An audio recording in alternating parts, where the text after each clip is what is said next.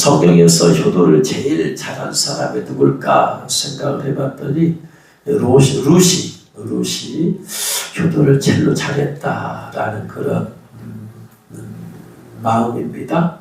그래서 루시 어떻게 효도를 했을까 해서 성경 말씀을 통해서 우리가 몇 가지 교훈을 받고 룻보다 혹은 룻 이상으로서의 효도를 해서 하나님을 기쁘시게 하고, 왜냐하면 효도를 명하신 분은 하나님이시기 때문에 우리가 효도를 하면 효도를 받으시는 부모님이 기쁘신 게 아니고 하나님 먼저 기뻐하실 줄로 믿습니다. 그래서 하나님을 기쁘시게 하고 또 부모님을 기쁘시게 하고, 또 부모님이 안 계신 분들은 나이가 많으신 분들이 또 어버이처럼, 왜냐하면 성경에서는 신약성경에서 뭐라고 합니까? 나이 많은 분들을 어버이처럼 대하라, 여성들은 자매처럼 대하라, 남성들은 형제처럼 대하라. 즉 우리는 그리스도 안에서 큰 공동체입니다. 한 예수님의 피로 거듭난 한 가족입니다. 그러므로 육신의 부모님뿐만 아니고 영적인 어르신들도 우리의 부모같이 잘 섬겨야 될 줄로 믿습니다. 옛날 사사시대에 유대 베들레헴에 엘리멜렉이라는 사람이 있었죠. 엘리멜렉은 나의 하나님은 왕이다, 하나님이 왕이다, 이런 의미인데, 그래서 나오미와 결혼했습니다. 그래서 스라의 두 아들을 낳았죠. 이름이 말론입니다. 말론은 평약자라는 의미예요. 약골이라는 의미예요. 그래서 아마 말론이 태어났을 때 약하게 약골로 태어났지 않을까 생각이 됩니다. 그리고 또 하나 아들은 기럐입니다. 기럐은 왜 이렇게 이름을 지었는가 모르겠어요. 낭비 혹은 폐병이라는 이름이에요. 이름을 좋게 지어야 되는데, 여러분 이름은 비전입니다. 이름은 비전이다. 따라합니다. 이름은 비전이다. 이름은 비전입니다. 그렇기 때문에 좋은 이름을 지면 좋은 비전이 생기는 거지. 그런데 이름이 이렇게 되어지면 이게 비전이 되기 때문에 말려는 평생 약골이 되는 거죠. 반대 이름을 지어야 되죠. 주님이 은혜를 좀 강하게 해줬으면 좋겠다 해서 강한 이름을 써야 되죠. 기력, 낭비, 폐병. 야가 태어날 때 병에 걸릴 뻔했는데 어쩐지 모르겠지만 아무튼, 그러니까 이름이 비전이기 때문에 인생을 낭비하거나 폐병에 걸려 죽거나 이렇게 될 거 아니겠습니까? 그래서 하나님께서 사람에게 비전을 주실 때는 이름을 바꿔주시죠. 아브람, 고귀한 아버지에서 아브라함, 열국의 아비로 바꿔줘 버리시. 아무튼 이 말년과 기련을 이렇게 두 아들이 있었는데 그 땅에 흉년이 들었습니다. 그래서 고향 베들레헴을 버리고 모압 땅에 들어갔죠. 그래서 모압 땅에 들어가서 거기서 이 아들들이 이제 결혼을 했습니다.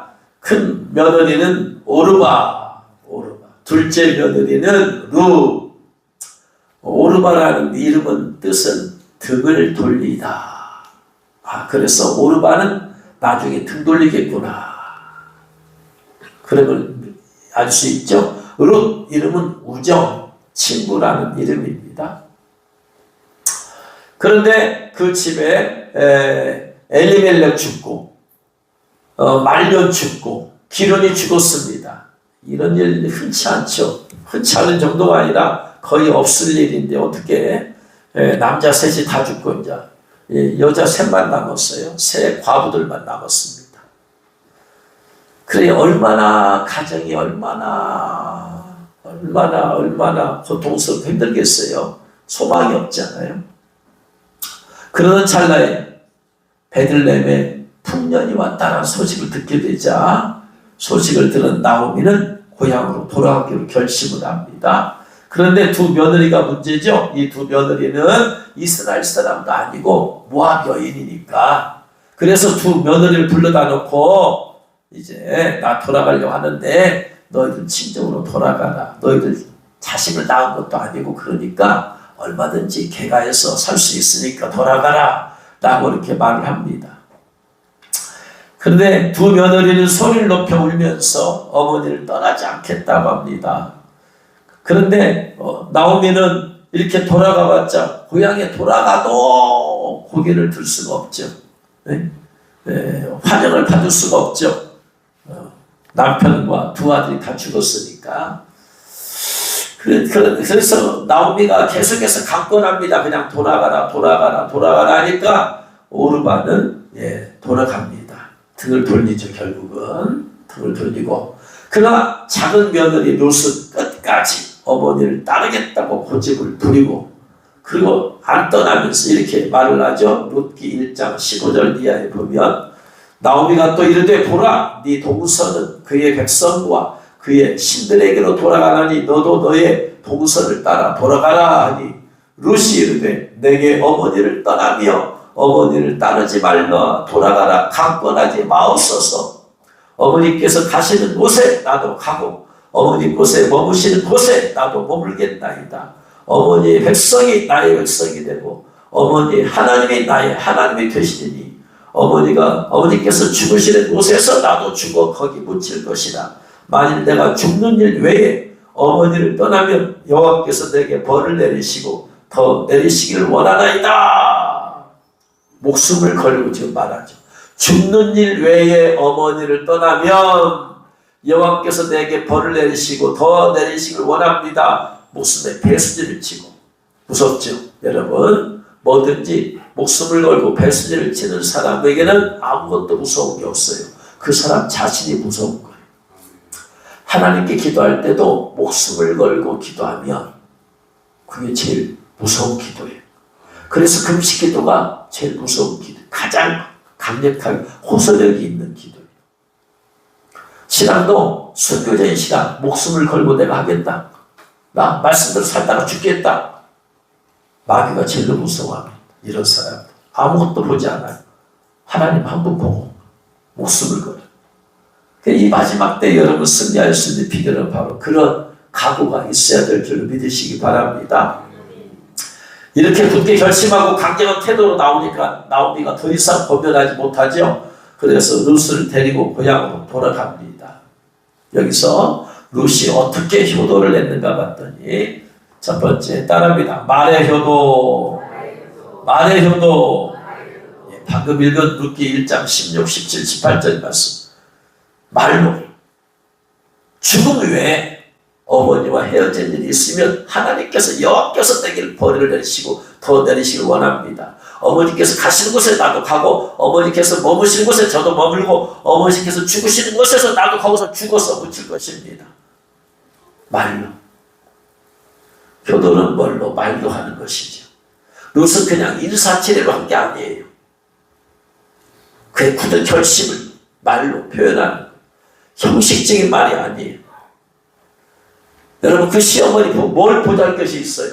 나오미가 가진 게 뭐가 있어요? 아무것도 없잖아요. 그런데 그런 시어머니 모시고 죽을 때까지 모시고 살겠다는 것이 룻은 마음으로부터 어머니를 진정으로 사랑하고 공경하는 것이.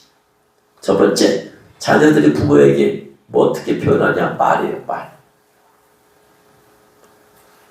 위로의 말, 격려의 말, 따뜻한 말, 걱정해주는 말. 말로 하는 거예요. 불효는 뭘로 하는 거예요? 또 말로 하는. 불효도 말에서 나와요. 말. 하지 말아야 될 말을 해. 그래서 부모에게 상처를 줘. 내 욱하는 마음에 말 한마디 툭 던진 게 그것이 비수가 되어서 나를 낳아주시고 길러주신 부모님 마음에 비수를 꽂은 경우가 있어요. 제가 아버님을 생각하면, 제가 이제까지 한 번도 말씀을 안 드렸지만 아버님을 생각하면 늘 후회되는 게 하나 있습니다. 제가 둘째지만 아버님의 영혼 구원을 위해서 10년 동안 모시고, 결혼하고 10년 동안 모시고 살았잖아요. 10년 동안 모시고 사는데 아이가 자라나면서 아버님이 아이들을 단 것들을, 옛날 어른들은 이뻐하는 손주들 단 것 주잖아요. 단 것들을 많이. 그 이빨 썩는 비결이잖아요. 그래서 손주가 이빨이 썩었어요. 많이. 야, 그분의 사랑의 방식이야. 이거 참 안 줬으면 좋겠는데 말이야. 그러다가 좋을 땐 좋다가도 아버님이 애들이 말 다 잘 듣는 게 아니잖아요. 말 안 들으면 그냥 호통을 치셔요. 막. 아버님은 강하신 분이니까 호통을 쳐요. 그냥 호통 치는 게 아니라 그냥 막 몰아치면서 호통을 쳐요. 저는 그 소리 들으면 그걸 지금 보고 있잖아요. 아버님 모시고 살면서 그걸 모습 보면서 제 마음의 가슴이 찢어지는 거예요. 애기가 뭐가 5살, 6살짜리가 뭐가 그렇게 잘못했다. 근데 당신의 마음에 안 드니까 그냥 막 뭐라고 하시는 거예요. 이건 한두 번이 아니죠. 한두 번이 아니에요.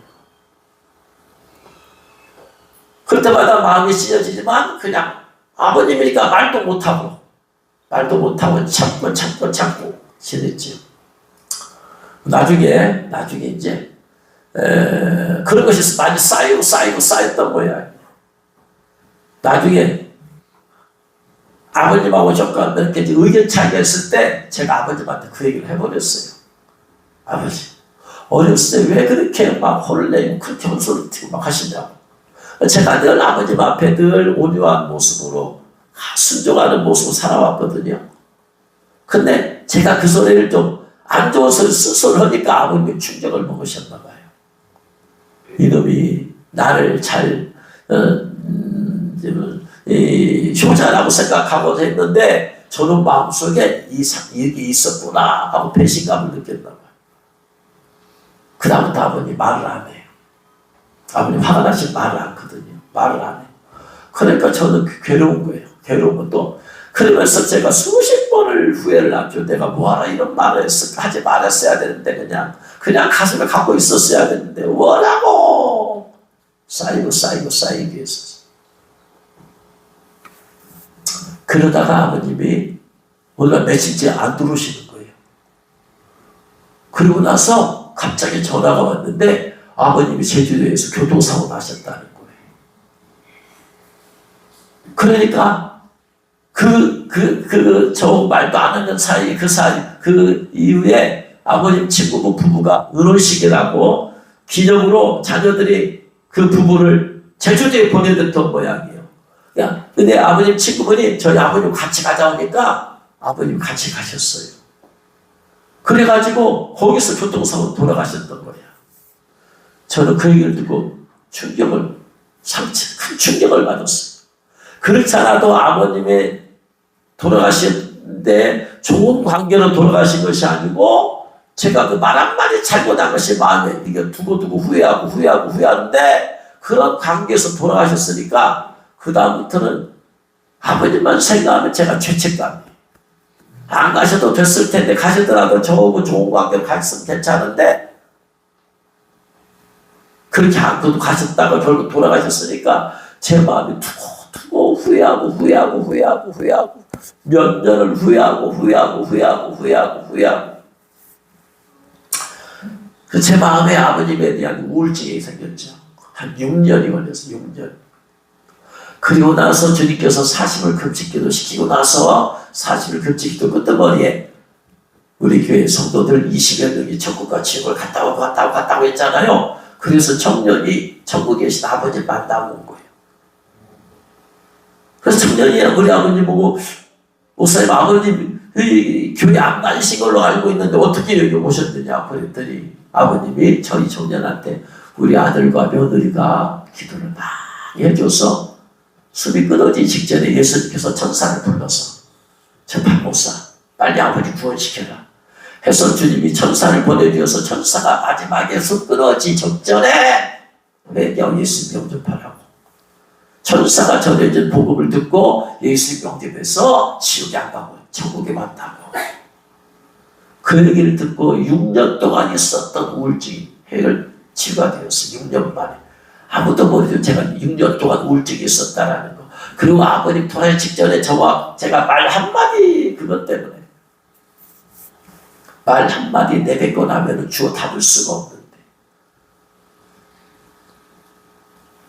여러분 효도는 말로 하는 것이고 불효도 말로 하는 것이 내 입에서 좋은 얘기 나오면 효도하는 것이고 아무리 내 안에 안 좋은 것이 있어도 여기서 말 한마디 나가면 그것이 상처가 되고 비수로 마음을 꽂히게 되는 거예요. 그러므로 부녀가 되는 말은 입 밖에도 안 내는 게 좋다. 내고 나면은 우리는 반드시 후회하게 되어 있어요. 고등학교 우리가 말로 효도할 수 있기를 주의 이름으로 축원합니다. 두 번째, 함께하는 효도. 따릅니다. 함께하는 효도. 예. 룻기 1장 19절에 이에 그 두 사람이 베들레헴까지 갔더라. 룻은 시어머니 나오미 곁을 떠나지 않았어요. 동서는 떠났지만 룻은 떠나지 않아서 함께하는 함께. 시어머니 나오미가 룻에게 떠나가려고 해도 야, 네 동서는 떠나갔잖아. 너도 떠나가. 하지만 안 떠납니다. 어머님이 계시는 곳에 나도 그곳에 있겠습니다. 어머니를 떠나려 어머니를 따르지 말라고 돌아가라고 강권하지 마옵소서. 어머니 가시는 곳에 나도 가고 어머니 계시는 곳에 나도 유숙하겠습니다. 함께합니다. 왜냐하면 나이 들수록 자식들이 떠나가니까 빈 둥지 증후군이 있죠. 외롭죠. 그래서 자녀들 찾아와 주고 위로하고 격려해 주고 그것이 마음의 힘이 되는 거죠. 그래서 할 수 있으면 한 번이라도 더 찾아보고 한 번이라도 더 함께 있는 시간들을 가지는 것이 그게 효도입니다. 불효자는 함께하지 않아도 전화 한 통 안 해. 함께하지 못하도록 마음이 있으면 전화할 텐데 전화 한 통 하지 않아. 무소식 희소식이야. 여러분 할 수 있으면 함께하는 시간을 좀 가져주셔야 돼요. 연약하고 모든 것이 힘이 떨어져 기력이 떨어져. 힘이 있을 때는요 외로움도 그렇게 안 타지만 내가 몸도 연약해지면 마음도 연약해지죠. 마음도 연약해지면 내가 외로움도 더 타게 되어 있어요. 어르신들은. 그래서 할 수 있으면 한 번이라도 함께하고 못하면 전화라도 자주 드리라. 그런 효도할 수 있기를 주님으로 축원합니다. 세 번째, 물질적인 효도 따릅니다. 물질적 효도. 네, 물질적으로 효도해야지요. 룻기 2장 2절 말씀 보면 룻이 나오미에게 이르되 원하건대 내가 밭으로 가서 내가 누구에게 은혜를 입으면 그를 따라서 이삭을 주겠나이다 하니 나오미가 그에게 이르되 내 따라 갈지어다. 물질적으로. 자, 이제 룻이 여러분 시어머니가 며느리를 먹여 살려야 되겠어요. 며느리가 시어머니를 먹여 살려야 되겠어요. 며느리가 먹여 살려야지. 요즘 처녀들은 결혼 조건으로 여러 가지를 보는데 그 중에 하나가 경제력이랍니다. 경제력인데 본인의 경제력뿐만 아니고 시아버지 경제력을 잘 살펴본대요. 시아버지 인품을 보는 것이 아니고 시아버지가 퇴직하면 어느 정도 연금을 받을 수 있는지 그것까지 생각한대요. 연금을 많이 받아야 물질적인 부담 없이고 또 시아버지가 연금을 모아뒀다가 살림에 보태직하고 할 테니까 그런 걸 따진대요. 룻은 재산 하나 없이 거덜난 나오미를 유대 땅으로 모시고 가서 그가 남의 밭에 가서 열심히 이삭을 줍습니다. 여러분 이삭을 주어서 뭐 부자 되겠어요? 그냥 목구멍에 포도청이죠. 그냥 이 구멍에 불칠하는 거지 그냥. 그것으로 시어머니를 복양을 하는 것을 보게 되어집니다. 시어머니의 육신의 필요를 채우면서 마음을 즐겁게 해드리는 것이죠. 롯은 마치 딸처럼 어머니를 내 어머니처럼 시어머니지만 친어머니처럼 봉양하고 섬기며 살았죠.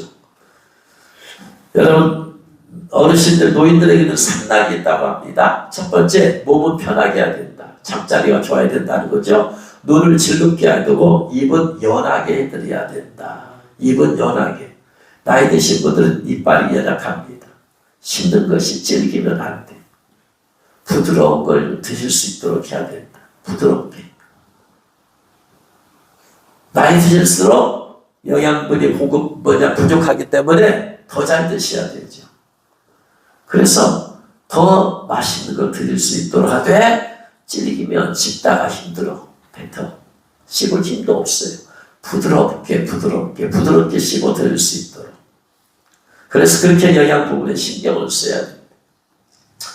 교회 어떤 할머니가 어렵게 행상을 해서 아들을 공부시켜 대학을 졸업시켰대요. 아들은 서울에서 좋은 직장 구해서 좋은 가문의 딸과 결혼했대요. 그래서 이 어머니, 자기 어머니가 올라오라 모시겠다 올라오라. 그래서 할머니는 자기 집을 청원해서 서울로 올라가서 자식들과 함께 살는데 얼마 살지 못하고 내려왔대요.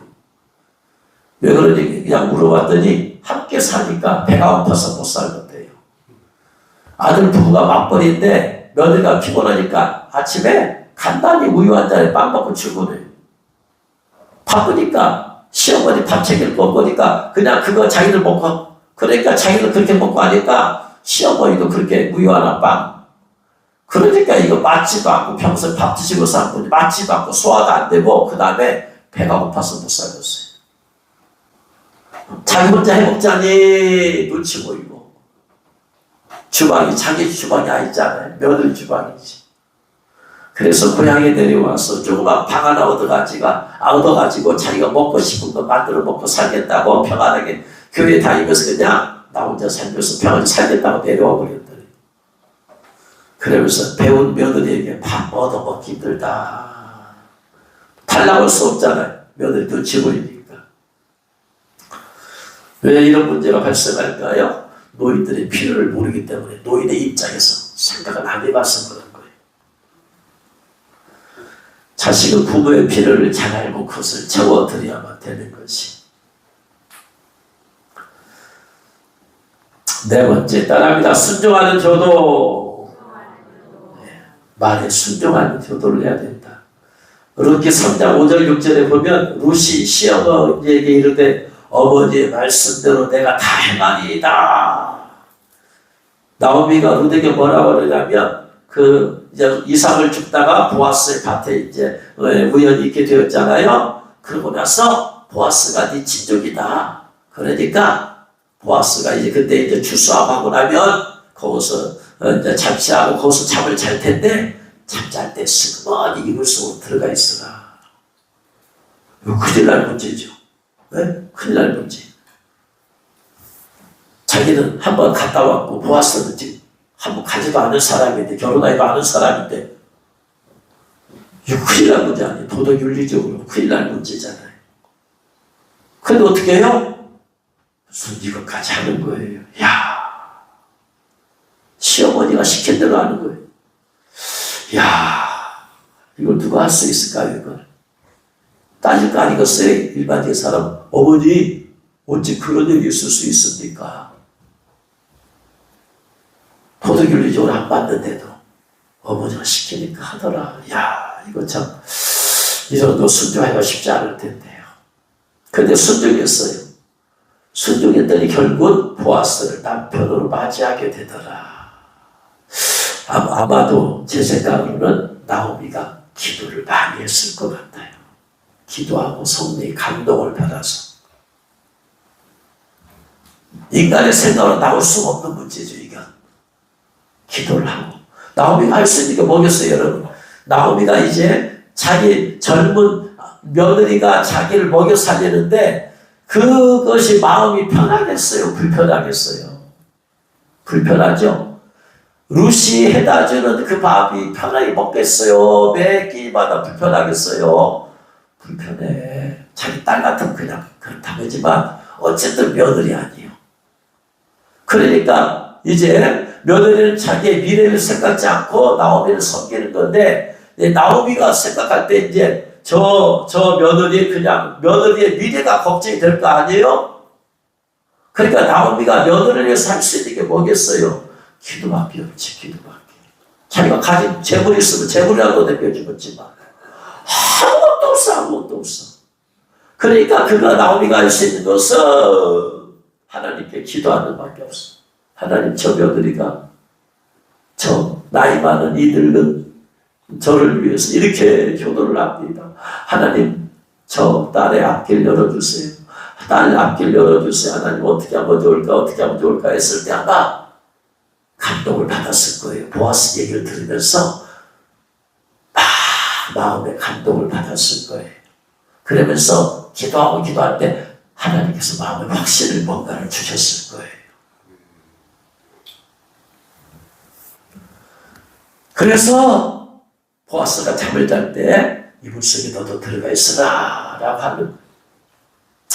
여러분, 부모님의 말씀에 순종하는 것이 인생에 득이 되는 경우가 많아요. 왜냐하면 부모들은 인생에 경험이 많아요. 경험에서 나온 것이 지혜거든요. 지혜. 젊은이들이 부모님이 말하는 것을 귀담아 듣지 않고 자기 똑똑한 머리는 자기가 더 좋겠죠. 머리 회전은 저희가 더 빠르겠죠. 그걸로 부모님이 말하는 것들을 무시하고 우습게 여기면 결국은 자기 꾀에 자기가 빠지는 거예요. 수많은 경험에서 나온 게 지혜예요. 수많은 말씀을 알고 있는 곳에서 나오는 게 지혜예요. 말씀을 모르면 지혜도 없는 거예요. 그래서 순종하는 것이 필요하다. 순종하는 효도가 필요하다. 그래서 오늘 말씀에 자녀들아 주 안에서 너희 부모에게 순종하라. 똑똑하게는 자녀가 똑똑할 수 있어요. 그러나 경험은 못 따라간다. 경험은 수십 년 앞선 경험, 더 폭넓은 경험. 디모데후서 3장 2절에 말세가 가까울수록 부모를 거역하며 말 안 듣는다 이 말이. 자기 생각대로 자기 고집대로 한다. 그래서 점점 갈수록 자녀들이 부모들의 권위를 인정하지 않고 불순종의 풍조가 거세지죠.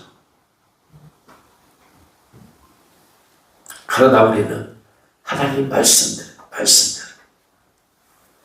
신명기 21장 18절 21절에 사람에게 완악하고 패역한 아들이 있어 그 아비의 말이나 어미의 말을 순종하지 아니하고 부모가 직책하여도 듣지 아니하거든 그 성읍의 사람들이 그 사람을 돌로 쳐 죽이라고까지 이렇게 엄격하게 말하는.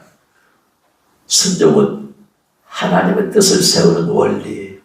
내가 순종하는 것은 하나님의 말씀을 이루는 거지. 단순히 부모의 말에 순종하는 게 아니라 그것이 결국은 하나님의 말씀을 이루는 것이다. 할렐루야. 그러니까 복을 주실 분은 부모님도 주시지만 하나님께서 복을 주신다. 할렐루야. 믿으시기 바랍니다. 영적 효도, 아직 마지막으로 영적 효도랍니다. 영적 효도 가장 중요한 거죠. 1장 16절에 롯이 이르되 내게 어머니를 떠나며 어머니를 따르지 말고 돌아가라 강권하지 마옵소서. 어머니께서 가시는 곳에 나도 가고 어머니께서 머무시는 곳에서 나도 머물겠나이다. 어머니의 백성이 나의 백성이 되고 어머니의 하나님이 나의 하나님이 되시리니. 모압은 우상 숭배하는 곳이 모압에 귀신을 섬기다가 들어왔어요. 신앙이 충돌이 있죠. 영적 전쟁이 벌어졌죠. 보통 전쟁이 아니었을 거예요. 전쟁. 그 영적 전쟁 때문에 죽었을지도 몰라. 그런데 롯은 자기 우상을 버리고 하나님께 어머니 하나님이 나의 하나님이다. 어머니께서 죽으실 곳에 나도 죽어 거지 묻을 것이다. 내가 죽는 일 외에 어머니를 떠나면 여호와께서 내게 벌을 내리시고 여호와에 대해서 알게 되었어요. 그 집안에 와서 롯이 얻게 된 것은 시아버지도 잃고 남편도 잃었지만 여호와 하나님을 알게 되었어요. 할렐루야. 영적 효도를 하게 되었죠. 신앙적인 효도를 하게 되었습니다. 성 어거스틴도 결국 어머니의 좋은 신앙을 본받아서 결국 성인이 되었죠. 영적으로 부유한 사람, 대표적인 사람이 엘리 아들이죠. 두 아들. 아버지 하나님을 알지 못했어요. 사무엘상 2장 10절 보니까 엘리의 아들들은 행실이 나빠 여호와를 알지 못하더라. 부모님이신 엘리의 신앙이 그 아들에서 끊어져 버렸어요. 그러니까 행실이 나빴죠. 그러니까 제사를 멸시하죠. 사무엘상 2장 13절 이하에 제사 드릴 때 제사 드리고 남은 고기를 가져가야 되는데 제사 드리기 전에 먼저 자기 거부터 고기를 챙겨요. 하나님보다 자기 그 필요를 채우는 망령된 일을 했어요. 사무엘상 2장 17절에 이 소년들의 죄가 여호와 앞에 심히 크면 그들이 여호와의 제사를 멸시하였더라. 그러니까 뭐예요? 결국은 사무엘상 4장 11절에 하나님의 괴는 빼앗겼고 엘리의 두 아들 홈리와 비나스는 죽임을 당하였더라. 죽임을 당하였더라. 결국 죽임을 당. 제가 신앙생활을 해오면서 피부로 깊이 깨닫는 것이 뭐냐면요. 첫 번째, 하나님은 뿌린 대로 거두게 하신다는 거. 이게 만고의 진리야. 뿌린 대로 거두게 하신다. 참고 희생하면서 선을 뿌리고 순종을 뿌리고 헌신을 뿌리면 세월이 가면 갈수록 주님이 부어주신 복이 많다. 처음엔 별거 아닌 것 같았는데 세월이 흐르면 흐를수록 더 많아지더라. 이게 수십 년 동안의 신앙생활하면서 목사 살면서 이게 깨달은 게 이게 첫 것이야. 뿌린 대로 거둔다. 악을 뿌리면 악을 거두게 되어 있다. 독을 뿌리면 독을 거두게 되어 있다. 참고 선을 행하면 반드시 축복을 거두게 되어 있다. 기도의 씨를 뿌리면 반드시 기도는 땅에 떨어지지 아니하고 쌓이게 되어 있다. 아무리 내가 어쨌든 기도가 은혜로울 때도 있고 은혜롭지 않을 때도 있어요. 잘 될 때도 있고 잘 되지 않을 때도 있어요. 안 되는 그것까지도 기도는 쌓인다. 절대로 그냥 어디로 사라지지 않는다라는 거예요. 잊지 마세요. 그래서 기도는 많이 쌓아둘수록 내가 좋다. 가면 갈수록 이게 좋다라는 거. 주님 앞에 드리는 물질, 내가 쌓여서 드리면 헌신하면 할수록 나중에 물질의 복은 덜미 주신다. 주일예배 마치고 이렇게 개수하신 분들이 헌금봉도 갖다 주면요, 제가 어떤 때는 이렇게 헌금해서 될까 하는 분들이 있어요. 여러분, 그냥 제 생각입니다. 차마 주님한테 제가 물어보질 못하겠어요. 정규직이야.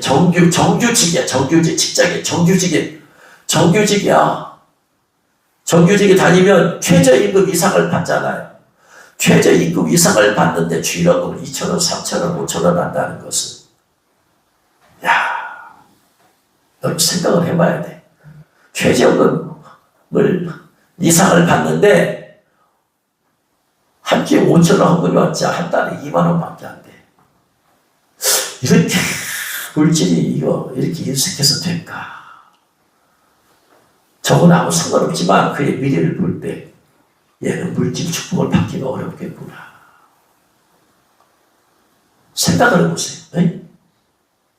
최저임금 이상을 받는데 2,000원, 3,000원, 5,000원 한다는 거. 그보다 못하게 받은 사람도 그보다 더해. 걱정이 돼, 걱정. 하나님은 우리를 위해서 아낌없이 아들을 주셨는데 우리가 하나님께 드린 것을 아까워한다는 것은 이건 하나님의 마음을 상하게 만드는 거예요. 주님 다 보실 거예요. 너를 위해서 독생자 예수 그리스도를 아낌없이 주었건만 너는 내게 드리는 것이 그렇게 아깝냐? 아까우니까 인색한 거 아니에요. 여러분 잘 생각해 보세요. 여러분은 과연 어떻게 하나님 앞에 드리고 있는가? 부모님에도 마찬가지입니다. 여러분 부모님이 자녀한테 줄 때 그냥 무제한으로 주는 거예요. 근데 자녀가 부모에게 줄 때 아까워요. 그러면 그러한 것을 부모가 봤을 때 얼마나 마음에 상처가 될까요? 따라하겠습니다. 부모님이 드리는 것을 아까워하지 말자. 받은 은혜는 한량이 없어요. 셀 수가 없어요. 부모로부터 받은 은혜. 더구나 하나님께로 받은 은혜도 셀 수가 없죠. 따라하면 하나님께 드리는 걸 아까워하지 말자. 결국 신앙생활이라는 게 내가 주님을 생각한 것들이 결국 수십 년간 뒤돌아오면서 그게 다 나에게 다시 부어주시더라. 믿으시 바랍니다. 수십 년간의 신앙 생활의 경험이야. 더 정확하게 느껴. 더 확실하게 느껴. 내가 주님을 위해 생각한 것이 없어질 거 하나도 없어요. 주님은 어서 몇 배로 다시 내게 부어주시더라. 그러니까 내가 주님께 드리는 것이 아까우면 주님께서 내게 주시는 복도 아까워하시더라. 뿌리들을 거두게 하시니까. 이걸 나이가 먹으면 먹을수록 철저히 깨달았죠. 두 번째는 뭘 깨닫느냐면요. 하나님을 사랑하는 자, 모든 것을, 하나님을 사랑하는 자, 그 뜻대로 부르심을 입은 자들에게는 모든 것이 완벽하다 선을 이루더라. 이걸 철저히 깨달아요. 사람이 어떻게 좋은 일만 있었겠어요? 행복한 일만 있었겠어요? 아픔도 있어요. 상처도 있어요. 고통도 있어요. 괴로움도 있어요. 그런데 이거 다 주님 안에 보면 내게 유익하더라. 영적으로. 유익하더라. 이제까지 우리가 보고 듣고 경험한 것들 하나도 하나님께서는 헛되이 버리자. 물론 세상 것, 내가 나를 위해서 죄를 지은 것, 세상 욕심을 해놓은 것은 그 하나님 나를 위해서 쏟아부어주지 않고 그건 없애버리죠. 불어서 없애버려요. 그러나 그런 모든 것까지도 주 안에서는 내게 영적인 유익을 준다. 깨달음을 주는 거예요. 나의 실패까지도 불순종까지도 잘못까지도 그까지도 주님께서 영적인 깨달음을 유익하면서 바꿔서 주시더라. 내가 이렇게 살면 안 되겠구나. 내 그 삶을 주님이 책망하시는구나. 징계하시는구나. 그것까지도 하나님은 그것이 축복은 아니지만 그것까지도 주님은 우리를 영적 유익을 위해서 주시더라. 버릴 게 하나도 없더라. 주님께서. 믿으시 바랍니다.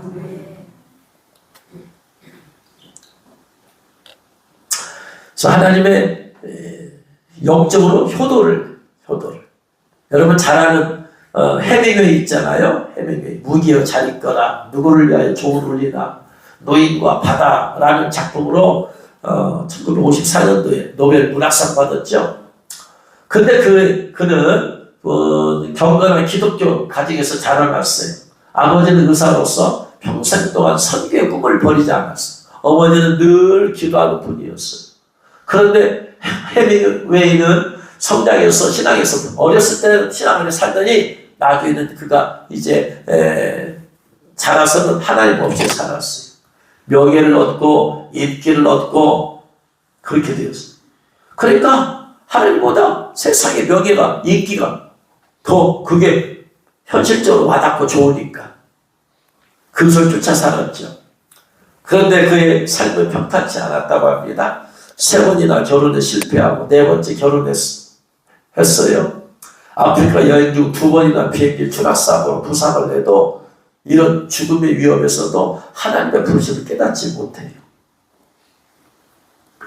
그러면서도 쾌락적이고 술을 많이 마시고 복잡한 생활을 했죠. 늘 불안과 우울증으로 시달리다가 정신병원에서 전기 쇼크 치료까지 2번을 받았어요. 그런데 1961년도에 염총으로 자기 머리를 쏘아서 자살을 했어요. 그가 남긴 글을 보면 나는 전지약이 다 떨어지고 코드를 꽂으려 해도 꽂을 전원이 없어서 불이 들어오지 않는 라디오의 직공관처럼 외로움의 공허함 속에 살고 있다. 나는 필라멘트가 끊어진 텅 빈 전구처럼 공허하다. 하고 나서 그 자살을 했습니다. 최고의 불효는 영적인 불효죠.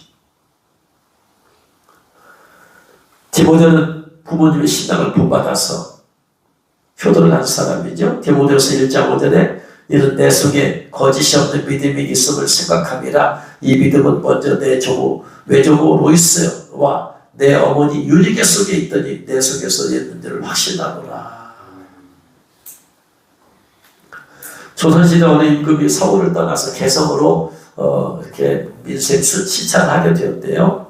그래서 옴팡에 이제 막 관리들이 왕이 지나간다 이렇게 방을 붙였어요. 오랫동안 병석에 누워있는 나이 많은 이 할머니가 어머니가 이 소문을 듣고 아들에게 부탁을 했어요. 내가 이 나라의 백성이 되어 아직 한 번도 나라님의 얼굴을 뵙지 못했다. 내가 죽기 전에 그 나라님 이분이 얼굴이라도 좀 멀리서라도 좀 보고 싶구나. 그게 내 마지막 소원이다. 그래서 이 아들은 어머니를 모시고 이제 임금이 오신다 기다렸다가 어머니 모시고 50리 길을 갔어요. 그리고 길가에 섰어요. 임금님이 지나갈 때 어머니가 잘 보시도록 잘 내드렸어요. 그래 임금님은 멀리서 그 모습을 봤답니다. 그리고 서울로 돌아온 다음에 그때 늙은 어머니를 업고 있었던 사람을 불러와라. 그래가지고 왜 그렇게 했느냐 그랬더니 어머니가 임금님 얼굴을 뵙고 싶어서 그랬습니다. 그랬더니 그 얘기를 듣고 너는 효자구나. 그래서 금백냥과 쌀 한 섬을 상으로 내렸더래요. 이 소문이 퍼졌어요. 또 다른 곳에 또 다른 집안 술샷 나오니까 한 부여자가 어머니가 원하지도 않는데 억지로 어머니를 업고 나가서 서서 왕을 배웠어요. 똑같은 모습으로. 그랬더니 왕 역시 나중에 돌아가서 그를 불렀어요. 그랬더니 그 아들이 그래요. 어머니가 먼저 한다 말을 못하겠고 어머니가 백개만 해서 그랬습니다 했더니 임금이 역시 그 백냥과 쌀 한 섬을 상으로 내렸더래요. 그러자 신하들이 임금에게 임금님이여 그놈은 효도를 한 것이 아니라 남이 그렇게 해서 돈 받았다는 소문을 듣고 저도 상 받으려고 지 어미를 억지로 업고 나온 것이라고 합니다. 그런 건 상을 줄 것이 아니라 벌을 주셔야 마땅합니다. 그랬더니 왕이 그러더래요. 임금이 효도는 흉내만 내어도 좋은 것이다. 효도는 흉내만 내어도 그 마음에서 우러나지 않아도 흉내만 내려고 해도 좋은 것이다. 결국 이 부유자도 그 뒤에 뉘우치고 정말로 효자가 되었다고 합니다. 롯은 효도할 수 없는 고난 속에서 시어머니 효도했어요. 효도에서 뭐가 나올 것이 있으면 그 효도라고 하기가 그렇죠. 대가를 바랬으니까. 롯은 나올 게 없어요. 그럼에도 불구하고 효도했습니다. 남편도 없고 아들도 없고 재산도 없고 그렇지만 시어머니를 위해서 조국과 친척을 가정을 포기하고 함께 모시면서 효도했더니 마태복음 1장 5절 6절에 살몬은 라합에게서 보아스를 낳고 보아스는 룻에게서 오벳을 낳고 오벳은 이새를 낳고 이새는 다윗 왕을 낳으니라. 다윗 왕의 증조할머니가 되었고 메시아의 조상이 된 하나님의 은혜를 받았습니다. 이것은 결과론적인 것이지 이렇게 복을 받기 위해서 효도하라 이것이 아닙니다. 효도는 우리 당연한 바입니다. 말로 효도할 수 있기 바랍니다. 함께함으로 효도할 수 있기 바랍니다. 물질로도 효도할 수 있기 바랍니다. 그리고 영적으로 효도할 수 있기 바랍니다. 그래서 내 육신의 부모뿐만 아니고 나이가 많으신 분들에게 어차피 우리는 그리스도 안에 산 형제 자매예요. 그렇기 때문에 연세가 많으신 분들에게도 이런 효를 행하여서 주님을 기쁘시게 하는 저와 여러분 되시를 죄로 축원합니다. 기도하겠습니다.